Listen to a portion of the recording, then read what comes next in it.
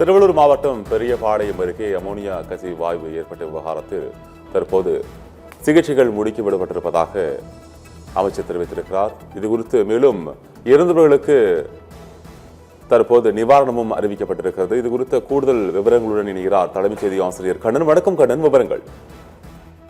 அப்புறம் தமிழகத்தையே அதிர்ச்சிக்குள்ளாக்கியுள்ள திருவள்ளூர் மாவட்டம் ஊத்துக்கோட்டை வட்டம் பெரியபாளையம் அருகே கன்னிகைப்பேர் என்ற கிராமத்தில் தனியார் மீன் உணவு ஏற்றுமதி தொழிற்சாலையில் அமோனிய வாயு கசிவினால் இதுவரை அதிகாரப்பூர்வமாக அரசு தரப்பில் 2 உயிரிழந்ததாக அறிவிக்கப்பட்டிருக்கிறது. ஆனால் 7 பேர் வரை உயிரிழந்திருக்கிறார்கள் என்ற தகவல் வெளியாகி இருக்கிறது. இந்த இறப்பு செய்தி தொடர்பான விவரம் அறிவிப்பதில் தாமதம் ஏற்படுவதற்கு காரணம், அங்கு பாதிக்கப்பட்ட 64 பேரில் அவர்கள் பல்வேறு மருத்துவமனைகளில், தனியார் மருத்துவமனை, செங்குன்றத்தில் உள்ள மருத்துவமனை, இது போல ராஜீவ்காந்தி மருத்துவமனை, ஸ்டான்லி மருத்துவமனை, இது தவிர அங்கு அருகில் உள்ள திருவள்ளூர் மாவட்டத்தில் அருகில் உள்ள பல்வேறு தனியார் மருத்துவமனைகளிலும் பலர் அனுமதிக்கப்பட்டிருக்கக்கூடிய சூழ்நிலையில் 60க்கும் மேற்பட்டோர் இப்போது ஒரு 32 பேர் கவலைக்கிடமான நிலையில் சிகிச்சை பெற்று வருகிறார்கள். செங்குன்றத்தில் உள்ள மருத்துவமனையில் 11 பேர் கவலைக்கிடமான முறையிலும், ராஜீவ்காந்தி மருத்துவமனையில் 5 பேரும், ஸ்டான்லி மருத்துவமனையில் 7 பேரும், வேல்ஸ் மருத்துவமனையில்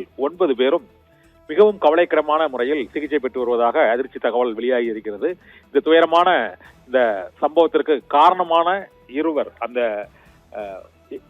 மீன் உணவு ஏற்றுமதி நிறுவனத்தை சேர்ந்தவர்கள், இறால் பதப்படுத்தும் தொழிற்சாலை உரிமையாளர்கள் மற்றும் மேலாளர்கள் கைது செய்யப்பட்டு விசாரணை நடத்தப்பட்டு வருகிறது.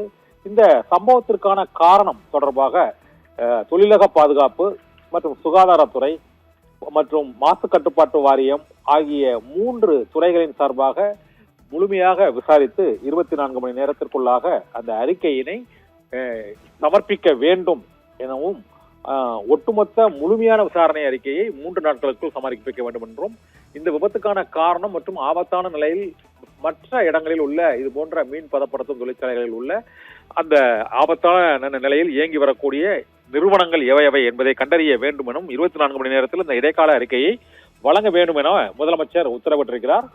உயிரிழந்தோருக்கு முதல் கட்டமாக 2 லட்சம் ரூபாய் அந்த நிவாரண உதவித்தொகையும் வழங்கப்பட்டிருக்கிறது.